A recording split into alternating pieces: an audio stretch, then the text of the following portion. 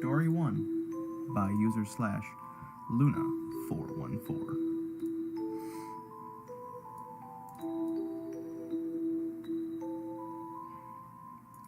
This was around the when my mom felt like she deserved a few nights out, that me and my brother were old enough to take care of ourselves. My brother was 16 at the time, and I just turned 15.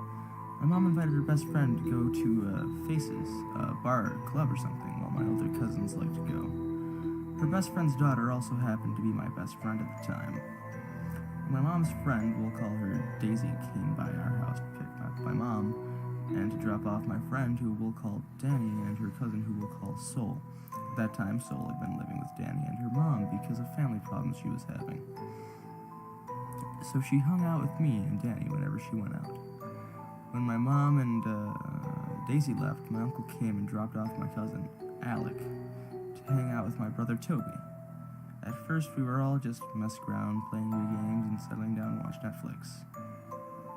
We tried to chill out and sleep, but we were all just had too much energy, and eventually my brother jokingly suggested we go to the park. It's about 2 blocks away from the house. I don't think he thought that anyone would actually agree to go, seeing as it was almost 2 a.m., but everyone was down for it. So we got our sweaters and shoes on and started for the park. When we were a little over halfway there, we realized none of our dumbasses actually brought the soccer ball. We didn't all want to go back for it, so my brother sent me and Daddy to go get it, while Soul, Alec, and him would meet us at the park. I should mention, we by no means live in a safe neighborhood. I don't know what we were thinking when we decided to go. Anyways, me and Danny were making our way back, talking ironically of how easy we were to kidnap.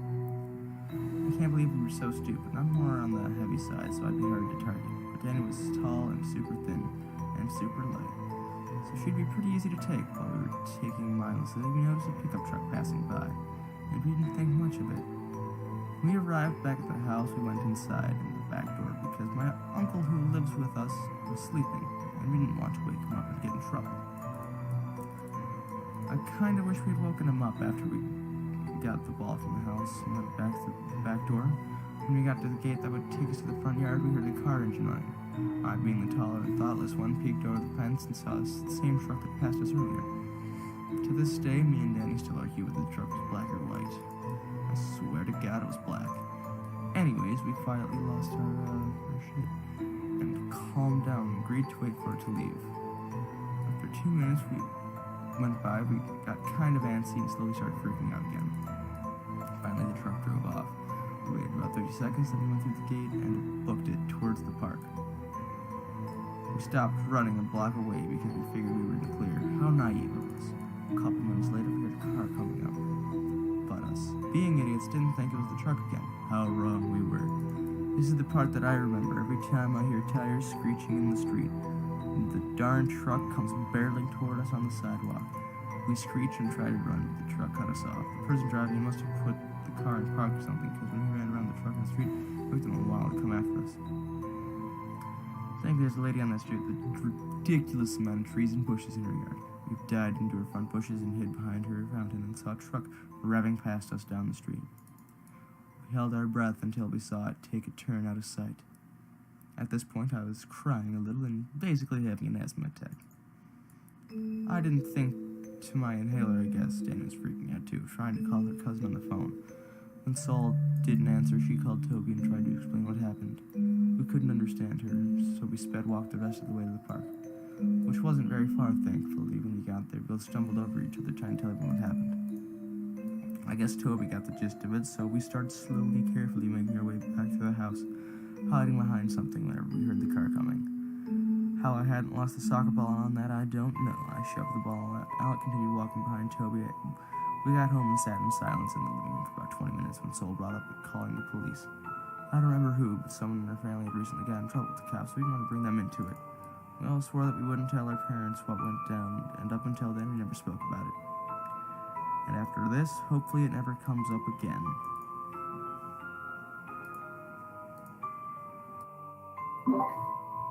Story 2 by Purple Reflection.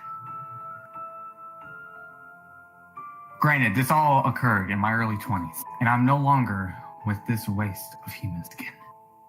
I figured I'd tell my story in hopes maybe someone going through the same similarities gets help. Back in my 20s, I dated this guy. Well, we'll call him Kyle. Kyle and I met off MySpace. Yeah, wait, I know. We hit it off right away after our first date and started seeing each other more often. Things seemed to have gone extremely well in the months that followed. Kyle's parents were getting divorced and were going through a tough ordeal. Knowing how greatly it affected him, I tried my hardest as a girlfriend to take his mind the stress and do fun shit together. His dorm mentor changed and I dismissed it as his way of dealing with the divorce. We started to have really bad fights, ones in which he would start throwing shit. Me walking out the house and he was sweet talking me into staying. Things only continued to get worse. He started to stalk me. He started to time me getting to work and back. If I ended up stuck in traffic and not getting home on time, I was a stupid, cheating cunt. And he was going to kill me. And then himself. We had continued to break up and then get back together. The stress was making my hair fall and I was losing weight. I had lost many friends over the course of 3 volatile years in this relationship. I started to lose myself and everything I enjoyed because I was on eggshells all the time. If I wasn't in the mood for sex, he'd rape me. I was scared for my life as I didn't know how to get out of it. I was afraid to tell anyone, in fear he would hurt me. The last straw came when our extremely heated arguments over me not texting him back quickly. A punch, a massive hole in the wall, is what he did. Had I not ducked, it would have been me. I ended once and for all, after months of ignoring his passes of being a changed man. I ended up being comfortable dating around. I ended up finding my now husband in life has truly been amazing. To anyone going through any relationships like this, you're not alone. You can get out of it. Find your strength and go. And Kyle, I pray wherever you are that you have gotten the help you truly needed.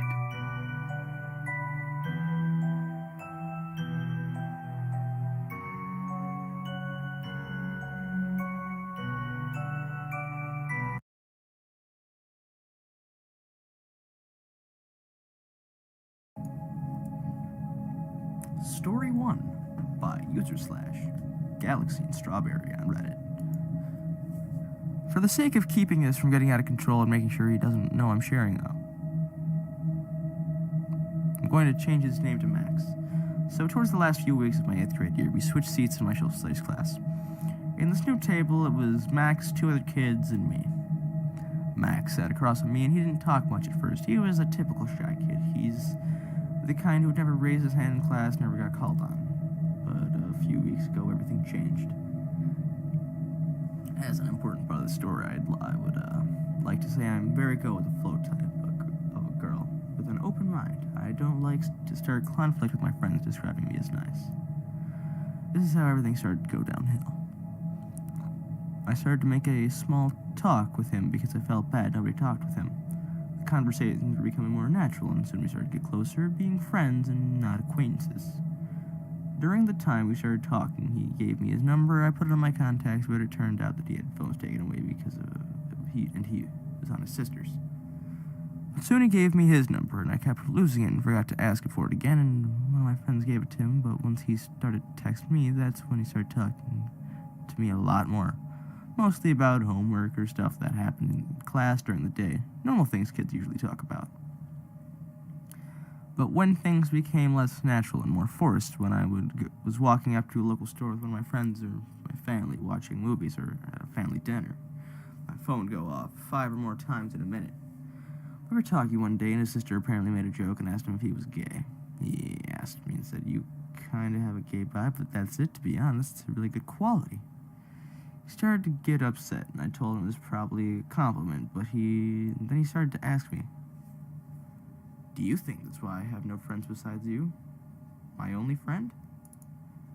I don't know why, but that kind of made me feel uncomfortable. Maybe it was the way he worded it, but after that he just kept asking me if I was his friend, and to be honest, when I said that I did, it set him off. I said, "We're not really close friends. I mean, we don't have many things in common, but you're not in my main friend group." He responded right away and said, "See, you can introduce me to your friends, right?" After that, he started to be pushy, trying to get into our private conversations, and texted me to try to get my friends to talk to him. I felt bad because he didn't really have many friends, but mine would tell me a lot that he was annoying, or would say he can't stay in his own business. I didn't have the heart to say to my friends he didn't like to hang out with him, so I tried to change the subject when he asked about my friends. He started to catch on and asked me why I was avoiding the questions, and I told him that we should try to get into school activities, and he said he could have a fresh start in freshman year. Then he called me. It was 11:20, and he called me an hour after I sent the text. I didn't answer first because I was relaxed, watching a movie, getting ready to go to sleep, but after the second call, I picked up. "Max, do you not want to be friends with me or something?" "What? I never said that." "Oh, really? Then why are you getting in my way? I'm trying to make friends, but you're holding me back." "Look, I said you had to take it slow. You might come off the wrong way. I didn't want to say this, but if you will, it will keep happening. They're kind of getting annoyed by you, trying to always be in our conversations." He paused a few minutes after, trying not to say anything. I said his name. "Max, stop lying to me." That's when he hung up. He didn't come to school the next day, and I wish that's where the story ended. He started saying rude things over text about my friends and I, but after a while I deleted his number. He found other numbers to text me off of, so I just kept blocking all of them.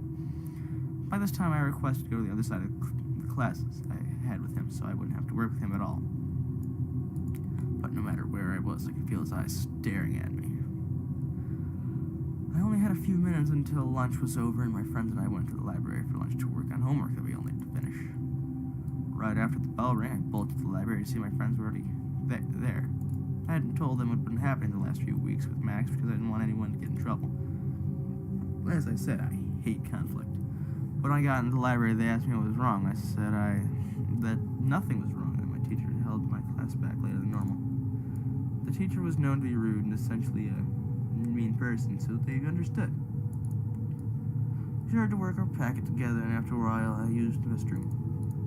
It was down the hall to the left. After I finished there, I walked in. I got pushed back in. My heart stopped. It was Max. He had barged into the girls' restroom and pushed me against the bathroom wall. Just so you know, the normal sight for almost a 15-year-old girl. I'm 5'2", and he was at least 5'6". He just started screaming in my face I was the reason that I was the reason he didn't have any friends. And I ruined his life. The whole time I was screaming for help, crying, beat everyone in the library cafeteria, and I could finally get my arms a little out of his grip, kicking him enough times. I ran down the hall, and it was James, one of the guys in the library, doing the packet with me. He came to see what was taking me so long, and he asked me why I was crying. After he said that, Max ran to the corner of the restroom wall to see me cowardly hiding behind James, who looked at me. Back, Max sped walked, saying, "Max," well, more like screaming, "What the hell did you do to her?" When the teacher came around before anything serious happened, they took James and I to different rooms and Max to ask questions about what happened. I had told them everything, the text, the threats, the calls, the bathroom. Long story short, Max was expelled from school the rest of the year, and I wouldn't have to deal with him again because he was going to a different high school than me. James is the only one that knows the full story and out of my group of friends because I didn't want to bring that up again. But after summing it up, it was never brought up again by others. I feel like I could finally breathe and not be worried anymore. But something good did come out of this. You know that James I was talking to you about? Well, he saved me. We kind of started to talk and hang out more and more. We might grow into something else later down the line, but nothing could really be better at this point. All I have to say is be careful about who you even talk to in school. I never would have thought he'd get this crazy.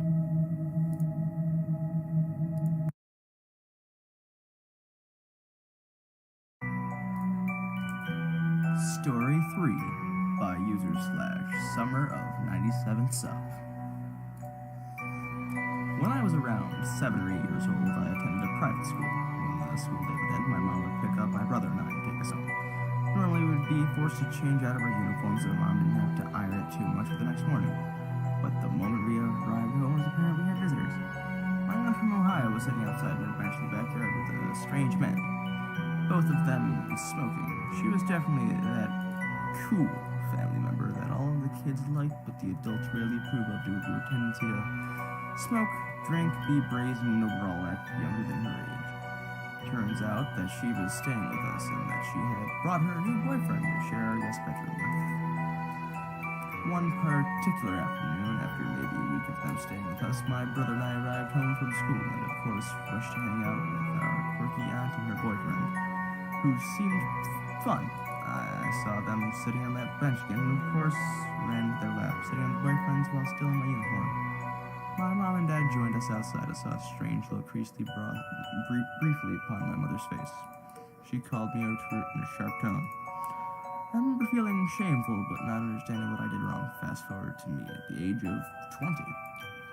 When I was hanging out with my mom, I suddenly had a recollection of this event, prompted my mom as to why she had behaved so strangely all those years ago. She proceeded to tell me an entire story from her viewpoint. That afternoon, when she had walked out with my father, she experienced a strange gut feeling about my aunt's boyfriend.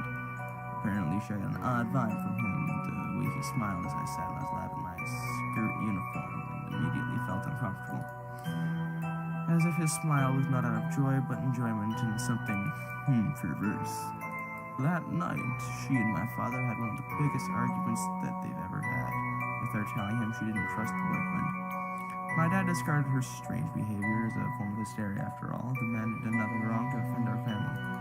She begged him to tell our guests to leave, and the next day he told them that they had to stay elsewhere because his wife was having a fit. My aunt and her boyfriend broke it off sometime later, and I knew that he was a shitty guy because he had been in prison before for something minor. But what my mom said next chilled my bones. A few years after the fighting incident, my aunt and her boyfriend being removed from our home, my aunt called up my mom for a chat. During the call, my aunt confessed that she had read a headline about her ex, who had just been arrested and sent to prison for child molestation. Whether my aunt had broken off the relationship because she had known about his fantasies, I don't know. But I do know that I'm grateful that my mother listened to her intuition despite the fact that no one believed her.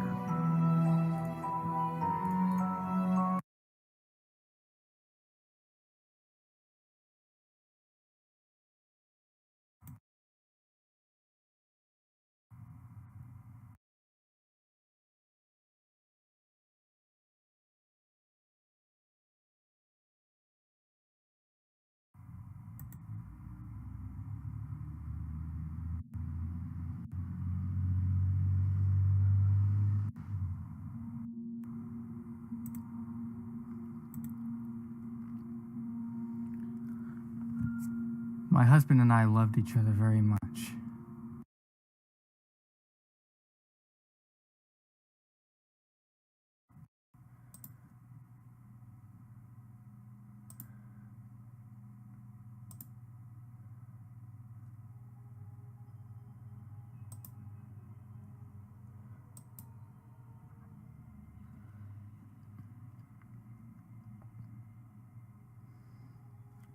Story 1 by Blair Daniels. My husband Seth has a photographic memory. When he said something was off with the jungle morale in the nursery, I should have believed him. Didn't the orange thing have a baby in her arms? He said. Eyebrows nodded. I could have sworn. I looked from the ape's empty arms to the toucans above, to the tigers below. They seemed to be instantly feeding on something. I think it was always like this, I said, slamming the crib against the wall. Wasn't it? He sighed loudly, his typical sign of annoyance. No, really, look at it, Britt. I'm positive she had a baby in her arms when we came through the house a week ago. I walked over and stared at the mural. It was beautiful. One of the reasons we bought this house. Long branches of rubber trees, thick canopies, and of verdant leaves, strangler fidge roping and tangling around thick trunks, tigers down below in the grass, lemurs poking through the trees, a toucan flying near the ceiling, and the orangutan. She sat in the tree right above the crib, orange tufts of hair contrasting sharply in the green around her. She was looking down at the floor, and there was something profoundly sad in her black, sparkling eyes. I shrugged and just headed towards the door. Hey, I'm going to get some water. You want anything? Cook would be great. I jumped down the stairs. Our babysitter, Kaylee, was playing with Kyle on the carpet. As soon as he saw me, he cracked a toothless smile. Hey, buddy, I said, giving him a little hug. Go back at me, and I smiled. When I returned, Steph was still staring at the orange thing. She's beautiful, isn't she? I laughed and nudged his shoulder. Should I be jealous? He smiled, shaking his head, and cracked open the can of Coke. He was right, though. She was beautiful, with her sparkling black eyes looking right at us. First night was rough. At 3 a.m., Kyle's piercing screams came through the wall. I heaved myself out of bed, walked to the nursery. Okay, Kyle? I said through a fog of sleep. I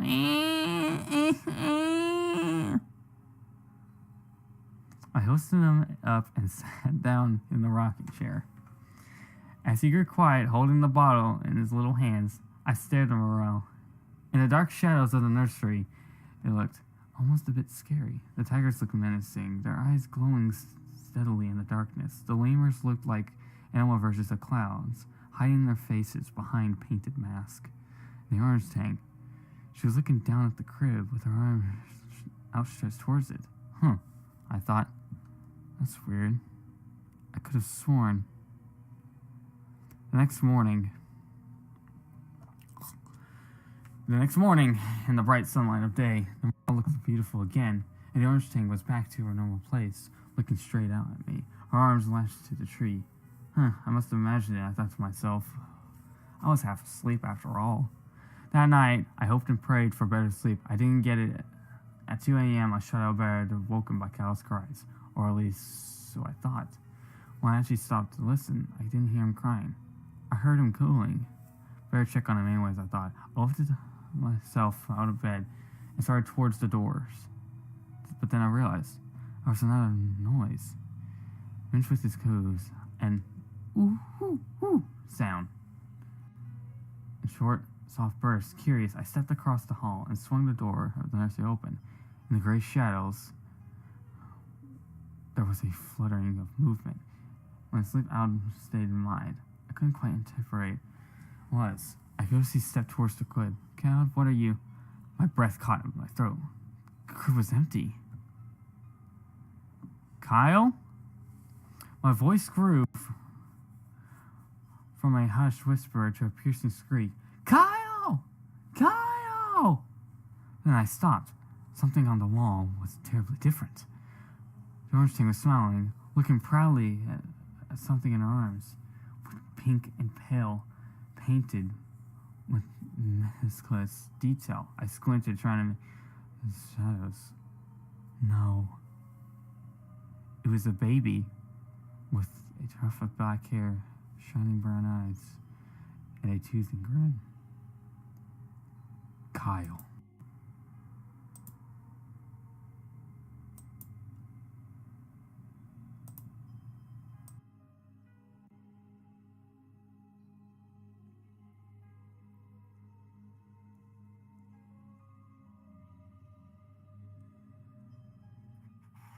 Story 2 by user/Tobias Wade.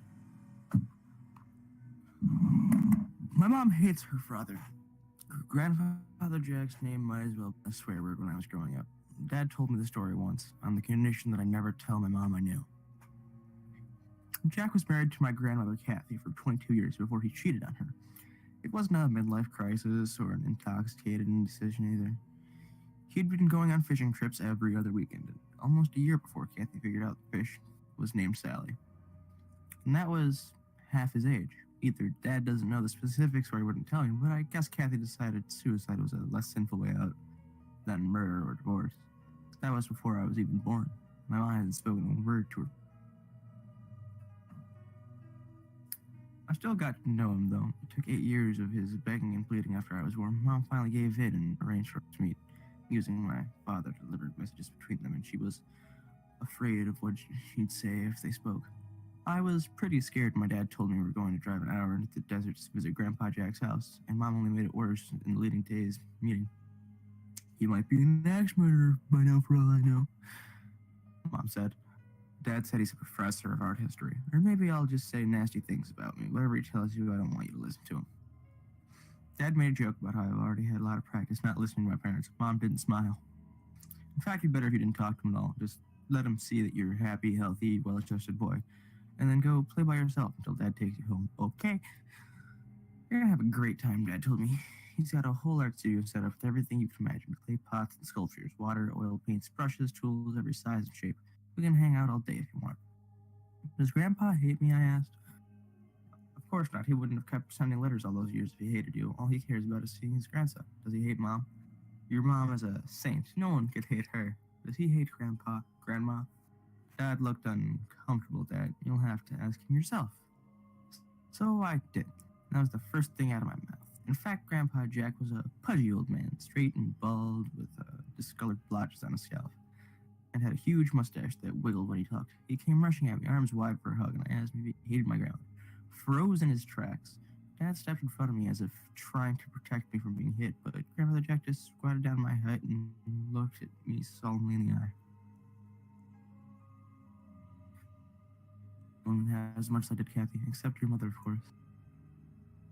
Just because two people love each other doesn't mean they make each other happy, though. I guess I wasn't strong enough to spend any more of my life being unhappy. Not brave enough to hurt your grandmother by telling her the truth. He smelled like Old Spice, and he seemed a pretty satisfactory explanation to date. Let him show me his studio, and we painted a big landscape together. He did all the hard stuff and details, and he helped me transform every messy blotch I made into something beautiful without painting over my contribution. He asked if I was going to visit again, and I said I wanted to, as long as Mom allowed it. I've never seen a man go so red so fast, his mustache bristling like a porcupine. Your mother got no right to tell you anything. She can throw fits and slam about. You tell her that, okay? I didn't get to visit as often as I liked, but at least every month or two, Dad would drive me out there. Mom was reluctant at first, but I convinced her that she'd be crushing my budding dreams if Jack didn't teach me how to. I love landscapes, but Jack's specialty was portraits, and his passion for them soon rubbed off on me. A good portrait only depicts the subject, he told me. It'll get the scuff off his chin, wrinkles under his eyes, and everything else that makes him who he is. But a great portrait? Here he took a long drink from his iced tea, liking to draw attention out the way it would go. A great portrait is always a portrait of the artist. Doesn't matter who he decided to paint, he put as much of himself into that as would tell you more than the person he's painting. Jack had a special gallery for self-portraits. He did a new one every year. The passage of time mapped onto his many faces. Seeing all the paintings together like that, I couldn't help but notice that every year his brow seemed a little heavier. His smile was a little sadder, and his eyes a little more wary. I didn't like seeing him change like that, and I told him so. Don't you worry. I still know how to paint a happy picture. I'm just saving you for the year when your mother finally forgives me. I told Mom to do that. She told me he'd be better off figuring out how to decorate hell. The self-portraits made me sad, but they didn't start to frighten me to show the latest work when I was 19. Where are your eyes? I asked, staring at the blank pools of flesh dominating his latest portrait. The lines were more jagged than his previous works, making his sagging face seem like carved of marble. Right behind my glasses, silly, he said. Why didn't you paint them? He studied the picture, seemed to notice it for the first time. Why would you look at that? He mumbled. Doesn't matter. You can't tell it's still me, can't you? More features were missing in the portrait the next year. His whole face seemed to be sliding, almost as if skin was liquid dripping right off his face. He couldn't figure out why I was making such a fuss over it. Looks like me to me, he grunted. Shortly later, Jack was diagnosed with Alzheimer's, and it was all downhill from there. He'd retired as a professor several years back, and painting wasn't a hobby anymore. It was an obsession. Now that I wasn't living on my own, it was easy for him to visit more often, but even in the span of a week, he'd finished 3 or more self-portraits, each more discontenting than the last. I don't know why he even called them self-portraits. They weren't even recognizable as human anymore, just tormented flesh grotesquely and unevenly contoured as though underlying skeleton was replaced by a haphazard pile of trash. He'd get angry if I didn't recognize him in the pictures. He said he was painting who he was, and if I didn't see that, then I was the one who was blind. A few days later, and he'd be excited to show me his next one, completely forgetting that the last one even existed at all. When is your mom coming to see you? I've been calling her all week. He even forgot that she hates him too every time he'd ask and make a vague excuse and promise she'd be there next time. He was 86 when he had his stroke. He didn't paint again after that, and within the year he's gone. Dad and I went to the funeral, but Mom just locked herself in the room. Grandfather still left everything to her anyhow, saying in the will that I may not be able to give her a home, but at least I can give her my house. She didn't want to even set foot in the place, though, so a week or so later I went to start boxing all the stuff up for her. That's when I saw his final painting. I was dreading even going to the art studio. And not just because I knew it was going to be the biggest job, but I started stacking abominable canvases face down. I wouldn't have to look at them, but I couldn't help but notice that this one was different. It was so perfect that I could have been photographed. The self-portrait showed Jack lying peacefully in his casket, hands crossed over his chest, eyes closed. It was strange he'd been paying so pricely, though, considering the rest of his remarks for the living room. I sat there for a while thinking how heartbreaking it was for him to predict his own death like that. I left the painting out while packing, think of hanging in my apartment to honor him. There were plenty of less morbid pictures to choose from, but this one I felt like was really him who painted it, not the disease which had ravaged his mind. It made me think that his spirit was at rest somehow, and it made me glad. I hung in my bedroom that night, just saying goodnight to him, just as I'd done dozens of other sleepovers where I'd lay my sleeping bag at the foot of his bed. I fell asleep quickly, exhausting from the manual work that day. I slept straight through the night, not even dreaming as far as I can remember. And sitting up in the morning, the first thing I saw was Jack staring back at me from his portrait, the one that had shown his closed eyes last night. Maybe it was like that yesterday and I didn't notice, but it didn't sit right with me at all. I remembered how Jack always used to get angry when I didn't see the same thing as him in the pictures. Maybe he was right, and I really was just blind. I didn't think too much of it until the next night. I woke up and the painting was screaming. No sound, I'm not that mad yet, but the mouth was open, twisted, frozen, in dying agony. I just sat in bed, breathing hard and staring at the colorless torment in the weak light from my window. I kept lying back down and trying to convince myself it was a dream. I'm able to sit still more than a few seconds before jolting up again, stare at the painting. It took me almost half an hour to finally get out of bed, turn the lights on. I laughed out loud to see him sleeping peacefully in the casket with his eyes whole. But I still slept with the light on the rest of the night. In the morning, his eyes were unmistakably open once more. I didn't blame Jack's painting. I blamed myself for being blind, like he always scolded me about.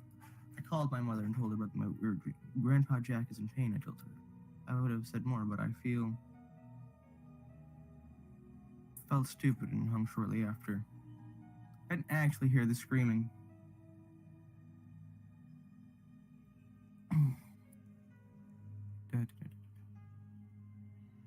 Until that second night, but by then it was already too late.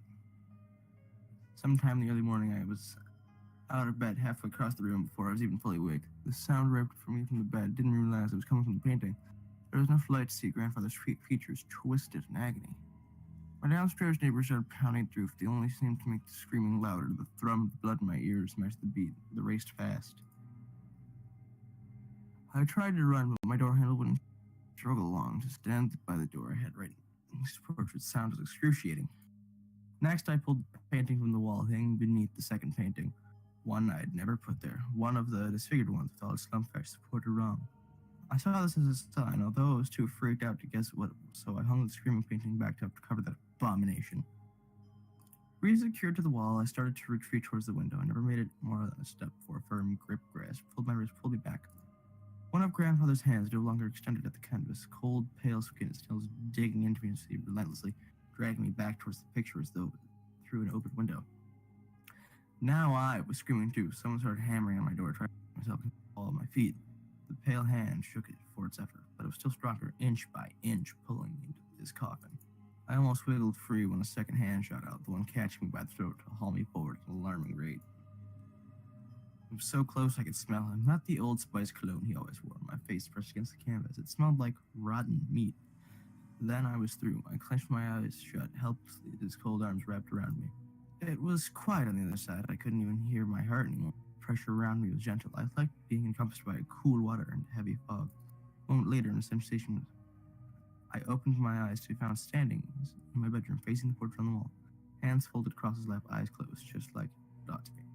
So for the next half hour, profusely apologized. I'm lucky I didn't get locked up after that. I called my mom and surprised to find her tears. Are you okay? Where are you? I asked. I'm okay. Dad's okay. I visited him in the cemetery. No, it's stupid of me, right? She paused to sniffle and blow her nose. Do you think he knows?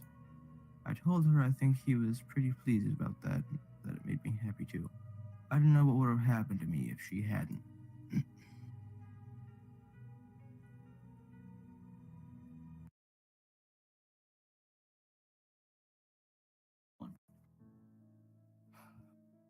Story 1 by user/memelord83. Started school, period 6 Friday. Never have I been so bored the teacher was talking about trigonometry. Me and my friends were passing notes around the class. I passed a note to my friend across the class. I had to pass it over one row onto the end of the row was Dan. Dan was the class snitch. Never had any friends, but did have his brother Jack, who also seemed to have no friends. Both hanged out with each other, always talked about this cult that practiced these rituals. Out there it sounded, and probably was BS, but anyways, back to the note passing. My friend John was awaiting my note, but he noticed Dan was sitting in the path of the note. John mouthed that he would take the blame for it, but I didn't really care about being in trouble. But today at period 6, I didn't really feel like staying after school. So I passed the note over the row, and it got to Dan. As I thought, he stood straight up, shouted at me, and Frank was passing notes. I whispered, "Fuck," under my breath. My friend Lee didn't stand up. So the teacher told me to go to the office. I flipped Lee off as I walked out. He was giggling and said I'd punch him next time I see him in a joking way. I walked out of the office. My school is a big building, 3 floors. I was on the 3rd floor on the other side. On the other side of the office, it took me over 20 minutes to walk there halfway through the bell rang. I could hear stamping of the shoes and pupils as the hall emptied. There was 2 people, Dan and Jack, but there was a hooded man and a woman. I couldn't tell. He or she grabbed Dan and Jack, pulled them into a bathroom. I'd never seen someone so happy to be dragged into a toilet by a hooded figure. Sneaked into the bathroom at our school. There's this little room with a door before the bathroom. I camped in there for a minute until I heard someone. So you have been researching us, haven't you? Yes, came a reply. The voice spoke again. Do you want to join us? Yes, came a squeaky voice of Dan and Jack. It was silent. I was so scared I didn't notice it was silent. Then I heard 3 voices whisper. Then that sets it. Miss Brandy was one of us. The sound of a blowtorch setting alight. I could hear the sound of Dan and Jack jumping up and down with excitement. Chant started with 3 men and women. It was a few Latin words. Novater acum et ad principales. I didn't know what it means, but I still don't.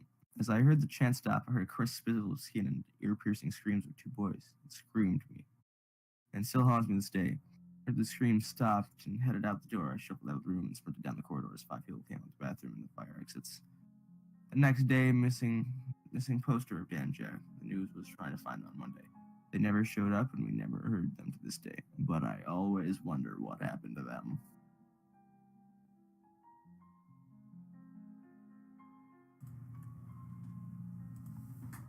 Story 2 by Sweet Randall 13.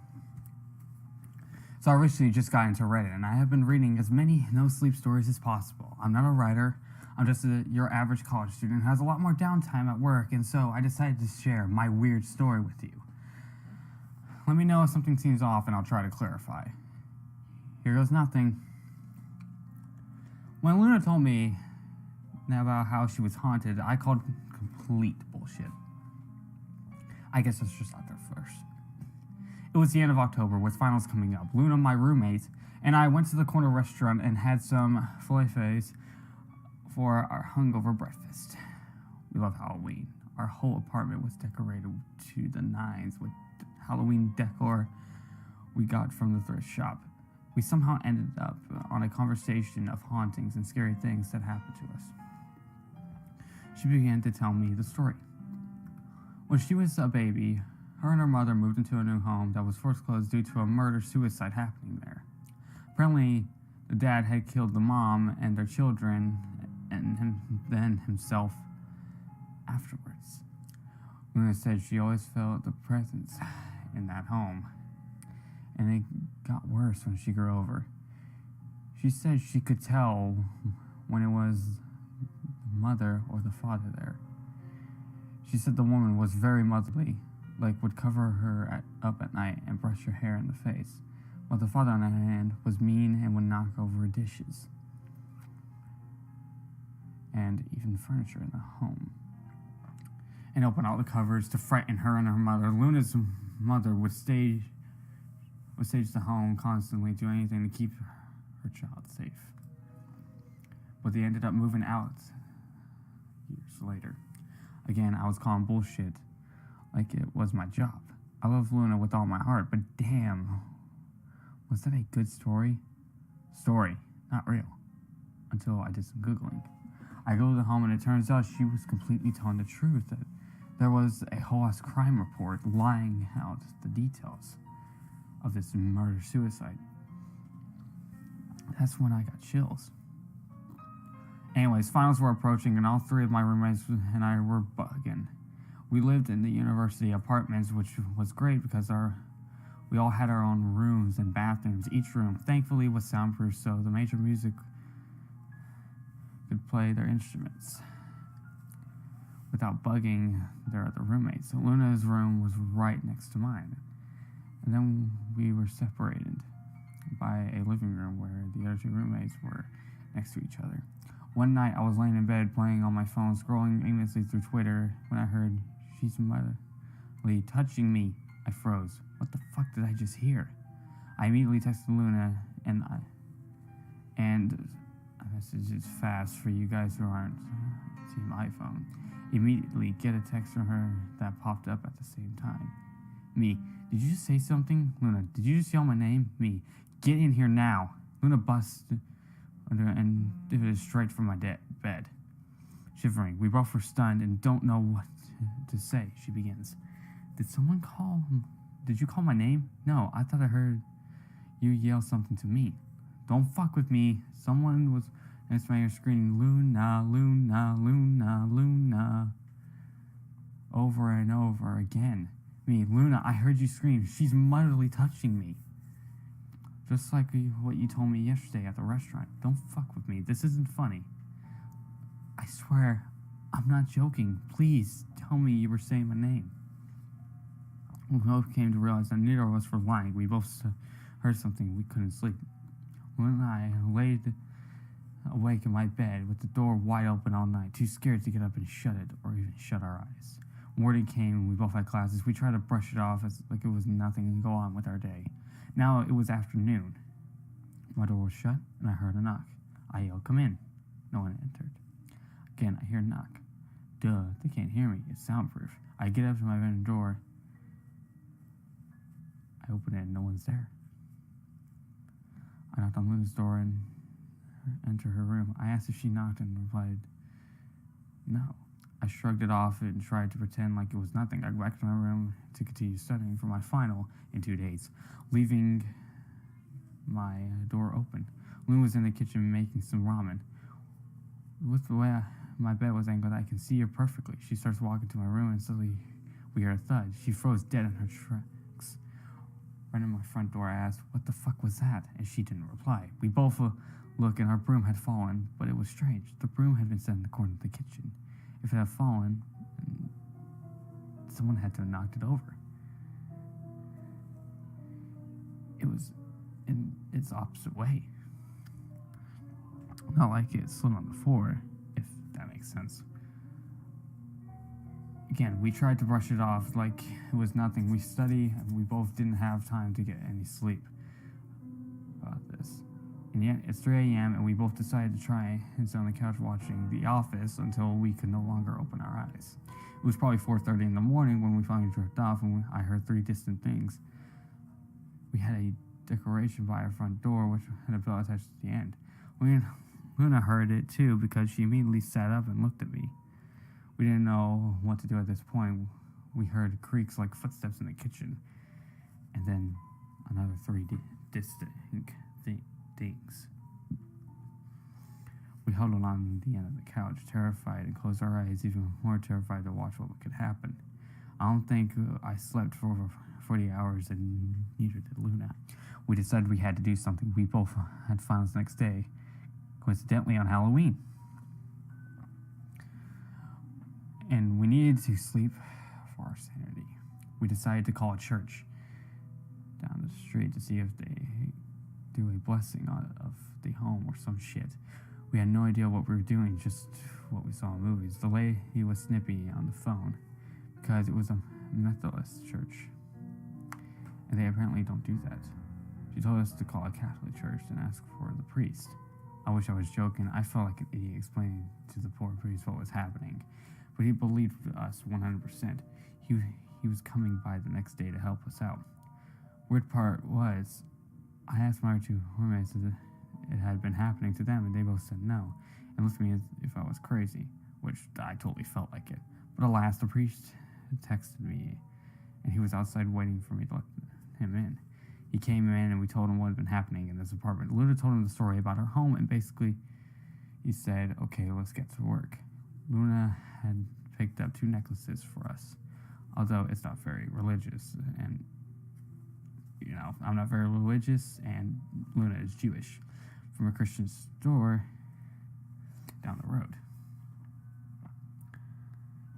He went through each room, saying a prayer and spraying holy water and salt. He then blessed each necklace and gave us a giant-ass crucifix, which I assume he brought from the church. Lastly, he blessed Luna herself, and then went on his way. Good day and goodbye. We both kind of laughed that priest came in and blessed our home, and on fucking Halloween. The weird part was, nothing ever happened again. No noises, no knocks, no dinging from the bell. Fucking weird, right? To this day, if I ever catch a weird vibe or I'm freaked out, I'll sleep with a damn necklace on, and I feel 100% safe.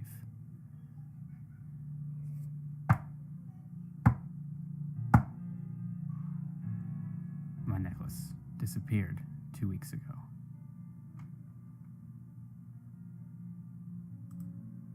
Thank you guys so much for watching this video. Make sure you hit that like button down below. And Alex, what else should they do?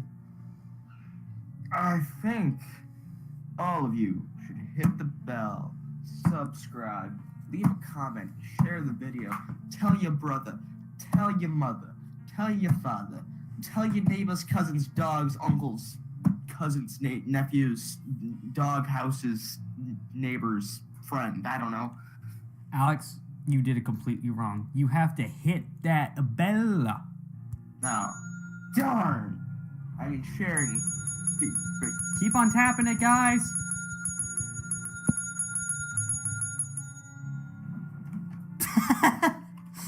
Anyways, guys, hope you guys enjoyed, and we'll see you guys in the next video.